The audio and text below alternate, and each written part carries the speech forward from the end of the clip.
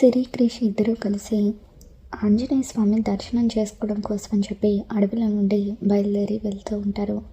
మరోవైపు బిహారీ సిఐ సంధ్యను వెంట పెట్టుకొని సిరిని, క్రిష్ని వెతకడానికి వెళ్తూ ఉంటే ఇకప్పుడు పండు మనసులోనే కంగారు పడిపోతూ ఇప్పుడు కనుక బిహారీ బాబుకి పిల్లలకు ఆంజనేయ స్వామి గుడికి వెళ్తే మంచి జరుగుతుందని నేనే చెప్పానన్న విషయం తెలిస్తే నన్ను చంపేస్తారు. పిల్లలు ఎలాగైనా సరే క్షేమంగా ఇంటికి తిరిగి రావాలి అనుకొని, బాబు నేను కూడా మీతో పాటు వస్తాను బాబు అని చెప్పి విహారీ వాళ్ళతో కలిసి పండు కూడా కారులో వెళ్తూ ఉంటాడు. విహారీ పిల్లల గురించి ఎంతగానో టెన్షన్ పడిపోతూ అసలు పిల్లలు చెప్పకుండా ఇంట్లో నుండి ఎందుకు వెళ్ళిపోయి ఉంటారు అని చెప్పి ఆలోచిస్తూ ఉంటే, మీరేం కంగారు పడకండి విహారీ గారు, ఖచ్చితంగా పిల్లలు దొరుకుతారు.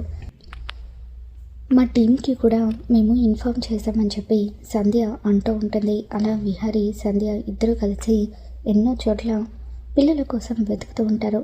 ఇక దాంతో పిల్లల ఆచూకీ ఏమాత్రం లభించకపోవడంతో పండు టెన్షన్ పడిపోతూ, క్రిష్ బాబుకి ఆంజనేయ స్వామి గుడికి వెళ్తే మంచి జరుగుతుందని నేనే చెప్పాను కదా, ఆ విషయం బిహారీ బాబుకి చెప్పేస్తాను, నా వల్ల పిల్లలకు ఏమీ కాకూడదు అని చెప్పి, బాబు మీకు ఓ విషయం చెప్పాలి బాబు అని చెప్పి పండు అంటూ ఉంటాడు. ఇక దాంతో బిహారీ ఏంటో చెప్పు పండు అని అంటూ ఉంటే, మరేం లేదు బాబు, క్రిష్ బాబు వాళ్ళ అమ్మ గురించి బాధపడుతూ ఉంటే అది చూడలేక అడవిలో ఉన్న అభయాంజనేయ స్వామి గుడికి వెళ్ళి దండం పెట్టుకుంటే మంచి జరుగుతుందని నేనే చెప్పాను.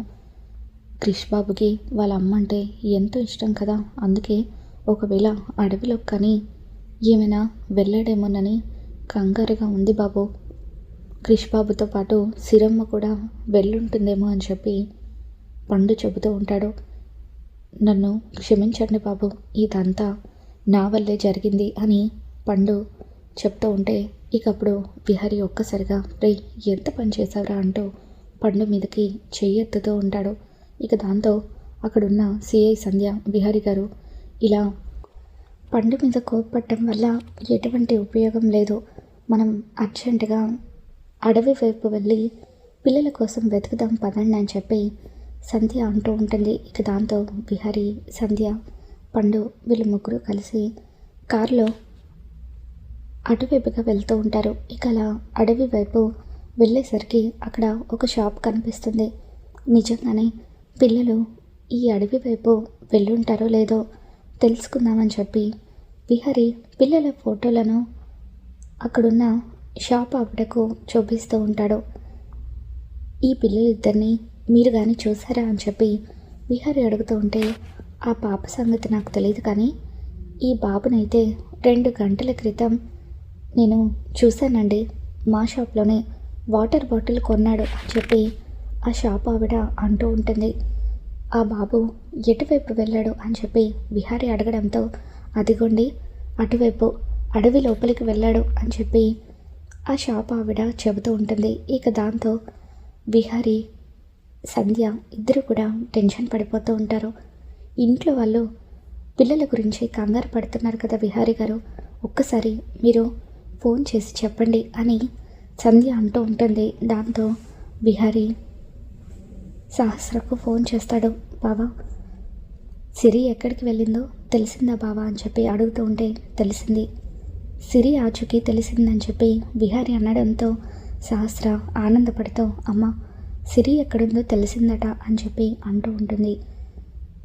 సిరి, క్రిష్ ఇద్దరూ కలిసి అడవిలోకి వెళ్ళారట అని చెప్పి విహారీ చెప్పగానే పద్మాక్షి, రే విహారీ, వాడు మన సిరిని అడవిలోకి తీసుకువెళ్ళడం ఏంట్రా, త్వరగా మన సిరిని క్షేమంగా కాపాడి తీసుకురా అని చెప్పి అంటూ ఉంటే ఇకప్పుడు యమున, నాన్న విహారీ, పాపం పిల్లలు అడవిలోకి ఎందుకు వెళ్ళారో ఏంటో, ఎలాగైనా సరే వాళ్ళిద్దరిని క్షేమంగా తీసుకుని రారా, నాకు కాళ్ళు చేతులు ఆడటం లేదు అని చెప్పి యమున అంటూ ఉంటే, అమ్మ పిల్లలిద్దరిని క్షేమంగా తీసుకువచ్చే బాధ్యత నాది, మీరేం కంగారు పడకండి అని చెప్పి విహారీ ఫోన్ పెట్టేస్తాడు. మరోవైపు అంబిక వెంటనే సుభాష్కి ఫోన్ చేస్తుంది. చూడు సుభాష్, పిల్లలిద్దరూ అడవిలోకి వెళ్ళారట. ఇదే మనకు మంచి ఛాన్స్. వాళ్ళిద్దరినీ మన మనుషుల చేత చంపించేసే తర్వాత ఏ క్రూర మృగమో వాళ్ళిద్దరినీ చంపేసిందన్నట్టుగా క్రియేట్ చెయ్యి. అప్పుడు మన చేతులకు ఎటువంటి మట్టి అంటుకోదు అని చెప్పి అంబిక చెబుతూ ఉంటే, సరే అంబిక, తప్పకుండా అది చేస్తాను. ఇప్పుడే మన వాళ్ళను అడవిలోకి పంపిస్తాను అని చెప్పి సుభాష్ కొంతమంది రౌడీలను అడవిలోకి పంపిస్తాడు. సిరి, క్రిష్ ఇద్దరు కూడా అడవిలో నడుచుకుంటూ వెళ్తూ ఉండగా వాళ్ళకి సుభాష్ వాళ్ళ రౌడీలు ఎదురు పడతారు. ఆ రౌడీలను చూడగానే సిరి, క్రిష్ ఇద్దరు కంగారు పడిపోతూ ఉంటారు. ఏయ్, ఎవరు మీరు? మర్యాదగా ఇక్కడి నుండి వెళ్ళిపోండి. మేము అడవిలో ఉన్న అభయ ఆంజనేయ స్వామి గుడికి వెళ్తున్నాము, మర్యాదగా అడ్డు తప్పుకోండి అని చెప్పి క్రిష్, సిరి ఇద్దరు అంటూ ఉంటే రౌడీలు పగలపడి నవ్వుతూ, ఏంటి గుడికి వెళ్తున్నారా? ఎందుకు? కాసేపట్లో డైరెక్ట్గా మేమే మిమ్మల్ని దేవుడి దగ్గరికి పంపిస్తాం కదా అని చెప్పి అంటూ ఉంటారు. రౌడీల చేతుల్లో కత్తులు చూసి పిల్లలిద్దరూ కూడా భయపడిపోతూ ఉంటారు. ఇక సరిగ్గా అదే టైంకి అటువైపుగా పులి వస్తూ ఉంటుంది. పులి అరుపులు వినగానే అందరూ కూడా చాలా కంగారు పడిపోతూ ఉంటారు. ఇక వెంటనే రౌడీలు, రేయ్, వీళ్ళ సంగతి ఆ పులే చూసుకుంటుంది, మనకెందుకో వెళ్ళిపోదాం పదండ్రా అని చెప్పి రౌడీలు అక్కడి నుండి పారిపోతారు. పులిని చూడగానే సిరి, క్రిష్ ఇద్దరు కూడా ఎంతగానో కంగారు పడిపోతూ ఉంటారు. నువ్వేమీ భయపడకు సిరి, మనం దేవుడికి దండం పెట్టుకుందాము, అప్పుడు మనకి ఏమీ కాదు, దేవుడే మనల్ని కాపాడుతాడు అని చెప్పి క్రిష్ సిరికి ధైర్యం చెబుతూ ఉంటాడు. ఇద్దరు కూడా ఏడుస్తూ దేవుడికి దండం పెట్టుకుంటూ ఉంటారు. ఇంతలో ఆ అడవిలో ఉండే కోయదొరలు కొంతమంది అటువైపుగా వస్తూ ఉంటారు.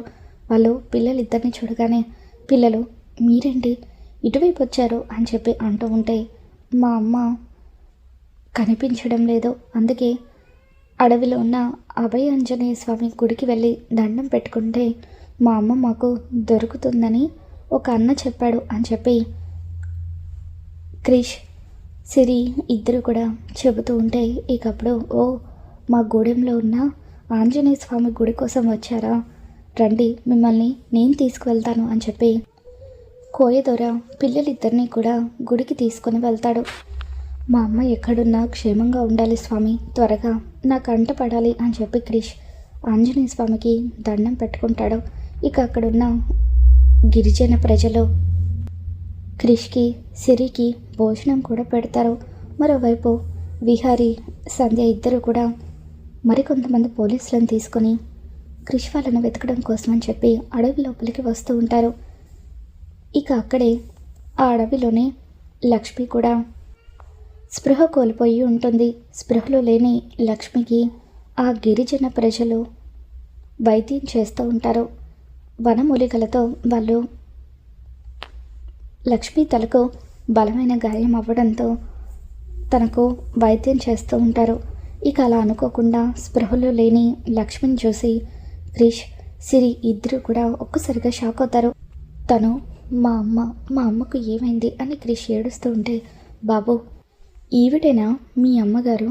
ఒకరోజు లోయలో స్పృహ లేని స్థితిలో మాకు కనిపించారు, మేమే ఆవిడ్ని ఇక్కడికి తీసుకువచ్చి వైద్యం చేస్తున్నామని చెప్పి ఆ గిరిజన ప్రజలు క్రిష్కి చెబుతూ ఉంటారు. ఇక దాంతో క్రిష్ తన తల్లి తనకు కనిపించినందుకు ఎంతగానో ఆనందపడిపోతూ ఉంటాడు.